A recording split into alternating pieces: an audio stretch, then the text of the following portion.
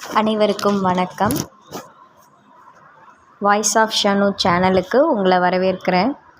இன்றைக்கி நம்ம பார்க்க போகிற கதையோட தலைப்பு மகாபாரதம். மகாபாரதத்திலிருந்து ஒரு தலைப்பை நம்ம பார்க்க போகிறோம். ஒரு சின்ன கதை தான், ஒரு நிகழ்வு. அந்த இதிகாசத்தோட நிகழ்வை பற்றி நம்ம இப்போ பார்க்க போகிறோம். பஞ்ச பாண்டவர்கள் மொத்தம் 5 பேர். மகாபாரத போரில் கிருஷ்ண பரமாத்மா பஞ்ச பாண்டவர்கள் பக்கம்தான் நின்னார். அதனால தான் பஞ்ச பாண்டவர்களால் வெற்றி பெற முடிஞ்சது. தர்மம் எந்த பக்கம் இருக்குமோ அந்த பக்கம்தான் எப்பயுமே வெல்லும். தர்மம் தோற்கிற மாதிரி தெரியும், ஆனால் எப்பயுமே உண்மையும் தர்மமும் என்றைக்கினாலும் காலத்தால் அழியாதது, நிலச்சி நிற்கும். நிறைய சதி நடந்தாலும் சரி, முயற்சிகள் நடந்தாலும் சரி, தர்மம் தான் எப்பயுமே வெல்லும். நம்ம இந்திய அரசாங்கம் கூட வாய்மையே வெல்லும், சத்தியமேவ ஜெயதே, அதை தான் நம்மளோட மோட்டோவா அப்படின்னு வச்சுருக்காங்க. அதன்படி பஞ்ச பாண்டவர்களில் நமக்கு தெரியும், தருமர், அர்ஜுனன், பீமன், சகாதேவன், நகுலன். இவங்க 5 பேரும் பாண்டுவின் புதல்வர்கள். பாண்டுவுக்கும் குந்திக்கும் பிறந்தவங்க. தர்மர் தர்மத்தின் வழி நடப்பவர். அர்ஜுனன் சிறந்த வில்லாளன் என அழைக்கப்படுபவன். பீமன் பலசாலி. நகுலன், சகாதேவன், இவங்க 2 பேரும். சகாதேவன் பார்த்திங்கன்னா பின்னாடி வர்றதை முன்னாடியே கணிக்கக்கூடிய ஆற்றல் அவனுக்கு இருக்கும். இதெல்லாம் நகுலனையும் சகாதேவனையும் அஸ்வினி குமாரர்கள்னு சொல்லுவாங்க. இவங்க வைத்தியம் பார்த்தாங்க அப்படின்னா அவங்களுக்கு உடனே சரியாயிரும், நோய்வாய்ப்பட்டவங்களுக்கு. நகுலன் இந்த மாதிரி கேரக்டர்ஸ்லாம். இப்போ இதில் நம்ம சகாதேவனை பற்றி சகாதேவனுக்கும் துரியோதனனுக்கும் கிருஷ்ண பரமாத்மாவுக்கும் நடந்த ஒரு சின்ன நிகழ்வு. துரியோதனன் யாருன்னு உங்களுக்கு தெரியும், திருதராஷ்டிரனோட புதல்வர். துரியோதனன் தோற்கதற்கு காரணம் பார்த்திங்கன்னா தான் என்ற அகம்பாவம் தான். மற்றபடி அவன் நல்லவன் தான் துரியோதனன். ஏன்னா கர்ணனை அவன் ஒரு நாளும் கைவிட்டதில்லை. அவன் நட்பு துரியோதனன் கர்ணன் நட்புன்றது பார்த்திங்கன்னா இந்த உலகம் அழிகிற வரைக்கும் அவங்க நட்போட விசுவாசம் அப்படின்றது பேசப்படும். எல்லாரும் ஒதுக்கி வச்ச ஒரு கர்ணனை துரியோதனன் அணைச்சிக்கிட்டான். தனக்கு சமமானவனாக நட்புன்ற அந்த ஒரு இலக்கணம்தான் பார்த்திங்கன்னா உலகத்திலேயே உயர்வு தாழ்வு பாராமல் கிடைக்கக்கூடிய மிகப்பெரிய சொத்துங்க. நட்புன்றது வள்ளுவர் கூட நட்பை பற்றி அதிகாரம் எழுதியிருக்காரு, செய்யுள் எழுதியிருக்கார். இப்போ அதுக்குள்ளே நம்ம போக வேண்டாம், நான் சும்மா மேலோட்டமாக சொன்னேன். ஒரு நாள் போர் நடந்துக்கிட்டு இருக்கு. போர் நடக்க ஆரம்பிக்க போகுதுன்னு வைங்களேன். அதுக்கு முன்னாடியே போய் துரியோதனன்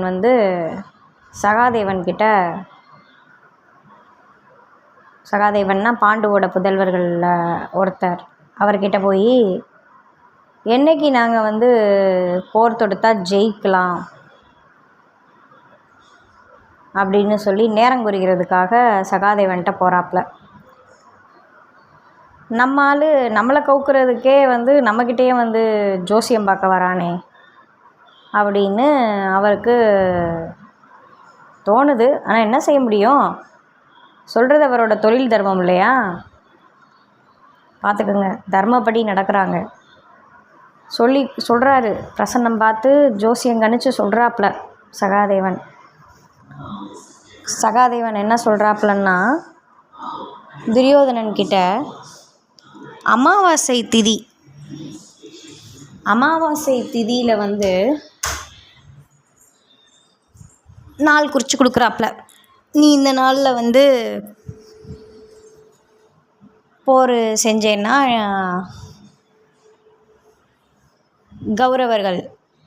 கௌரவர்கள்னால் திருதராஷ்டிரனோட புதல்வர்கள், நீங்கள் வந்து ஜெயிக்கலாம் அப்படின்னு சொல்லி நாள் குறித்து கொடுத்துட்டாப்புல. அப்போ கிருஷ்ணன் கேட்குறாரு, என்ன சகாதேவா நீ இப்படி நாள் குறித்து கொடுத்துட்ட? அமாவாசை அன்னைக்கு வந்து அவன் உன்னோட எதிராளி போரில், அவன் வந்து உன்கிட்ட கேட்குறான்னா நீ வந்து உனக்கு ஃபேவராக தானே நீ பண்ணணும், அதை விட்டுட்டு அவனுக்கு ஃபேவராக வந்து நீ பண்ணிட்டியே அப்படின்னு கேட்குறாப்புல.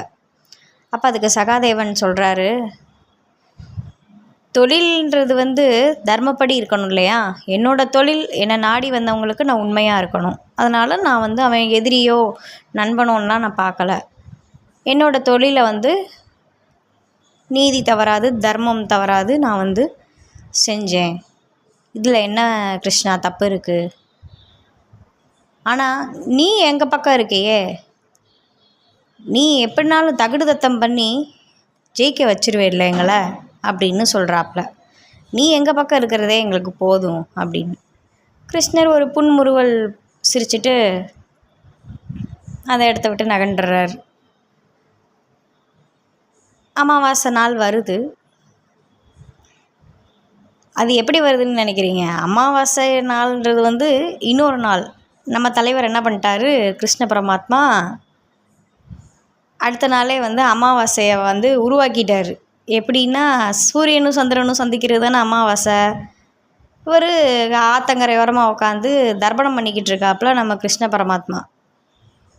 இவருக்கு தர்ப்பணம் பண்ணிக்கிட்டு இருக்கிறத பார்த்து, என்ன இன்றைக்கி கிருஷ்ண பரமாத்மா தர்ப்பணம் பண்ணிக்கிட்டு இருக்காரு, இன்றைக்கி இல்லையே அமாவாசை அப்படின்னு தேவர்கள்லாம் பார்க்குறாங்க.